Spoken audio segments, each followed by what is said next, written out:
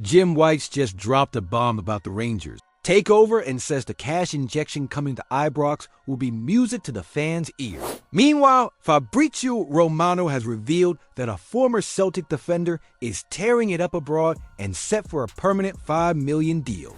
But hold on, Celtic might not be done with returns. After Tierney and Hoda, another big name could be coming back to Parkhead. And as for Rangers' next manager, Alan Brazil just exploded live air after hearing the latest rumor.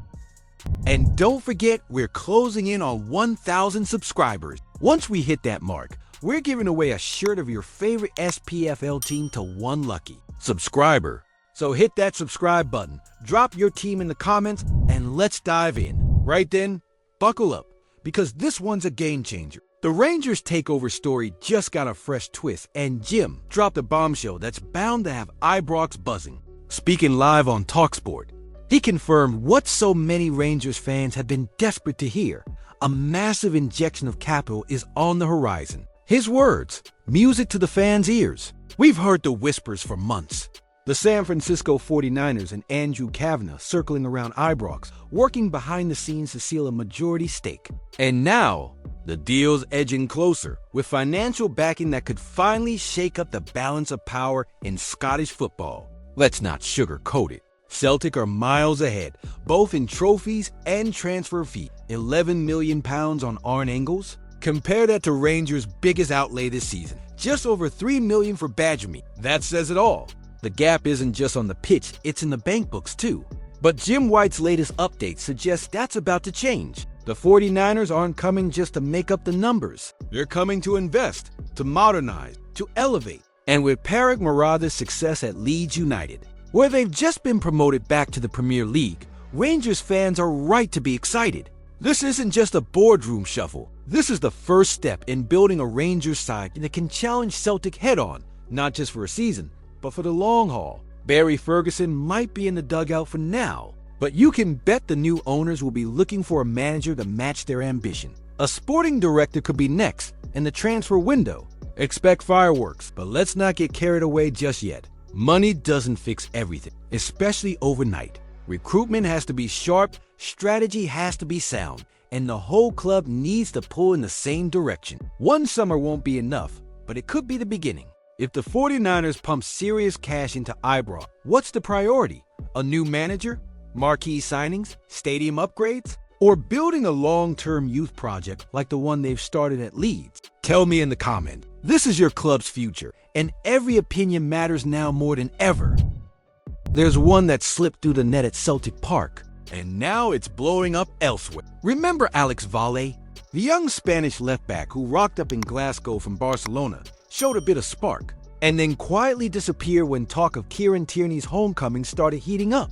Well, turns out leaving Celtic was the best thing that could have happened to him. After returning to Spain in January, Valle was snapped up on loan by FC Como. Yes, that Como, newly promoted to Serie A, coached by none other than Cesc Fabregas. And it hasn't taken long for things to kick off. According to the ever-reliable Fabrizio Romano, Como are triggering Valle's release clause. We're talking €6 million, that's around £5 million, to sign him permanently from Barcelona.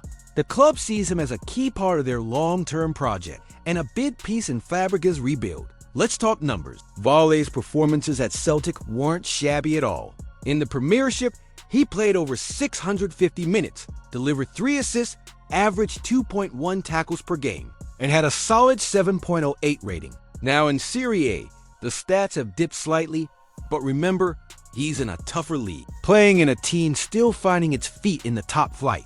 What makes this even more frustrating for the Celtic faithful is that the fee to make Valle permanent was peanuts in modern football terms. £5 million for a 20-year-old with resale potential? That's textbook Celtic strategy. Instead, the Hoops had to panic on deadline day, bringing in Jeffrey Schlupp, a move that reeked of improvisation rather than planning. Did Celtic blow it by letting Valle walk? Should he have stayed to compete with Tierney for that left-back spot? Or was it the right call to move on? Let me know in the comments. I want to hear your take on this one. There's now a genuine shout that Kyogo Furuhashi could be the next to make a dramatic return to Parkhead. You heard that right. Former Celtic man Paul Slane is backing the Hoops to move for the Japanese talisman after a pretty bleak run of form at Rennes. Since heading to France for what was supposed to be a fresh challenge, Kyogo's not scored a single goal in League One, and we're now 6 games in. And while that doesn't sound great for him personally, it's music to the ears of some in Glasgow. Because if Rennes lose patience and Celtic fancy a cheeky cut price return, it could turn out to be brilliant business. Slane reckons it could mirror the Hoda deal, buy him back for less than he was sold, and with less competition for minutes now that Schlupp might not stick around. Let's not forget what Kyogo brought in his prime. 85 goals in 165 games. Proper goal machine. And Brendan Rodgers himself once called him excellent. That's not handed out lightly. But here's the flip side. Do the Hoops need to keep recycling their old stars? Or is it time to freshen up the squad with younger, hungrier players that fit the club's long-term plan? If Kyogo Furuhashi really is available this summer, should Celtic bring him back? Or is it time to move on from the past and focus on building something new? With the new Scottish Premiership season creeping up, there's still nae clue who's actually going to be standing in the dugout at Ibrox when the curtain lifts on 2025-26. The takeover by the 49ers Enterprises is apparently just around the corner again, but while we wait for the ink to dry, the big question looms large. Who's next in line to manage the Light Blues? Barry Ferguson's had his chance as interim boss, and to be fair, he's not embarrassed himself. A Europa League quarterfinal isn't nothing, especially in a season where most fans would gladly erase half the domestic results from memory. 4 wins, 2 draws, 4 defeats. A mixed bag, but not a disaster considering the state he inherited. Now here's where things get spicy. Kevin Hatchard has come out and name-dropped Jose Mourinho, that Mourinho, as a possible candidate. Alan Brazil nearly choked on his tea live on air and laughed it off quicker than a red card appeal at Parkhead. You reckon Barry deserves a proper shot? And look, let's be honest, Mourinho ain't coming cheap. You need more than that American investment just to pay for his assistant suits. But would it be a statement? 100%. Could it be the spark that finally lights a fire under this underachieving Rangers squad? That's the dream. Meanwhile, new sporting director Kevin Thelwell's been parachuted in from Everton, and his first task will be to lead the managerial search. He's also expected to play a key role in the summer rebuild, which, let's face it, can't come soon enough. With Nils Koppen potentially heading for the exit, there's a full-blown reshuffle already underway behind the scenes. Would bringing in a manager like Mourinho be a bold masterstroke for Rangers, or just an expensive distraction from the real problems at Ibrox?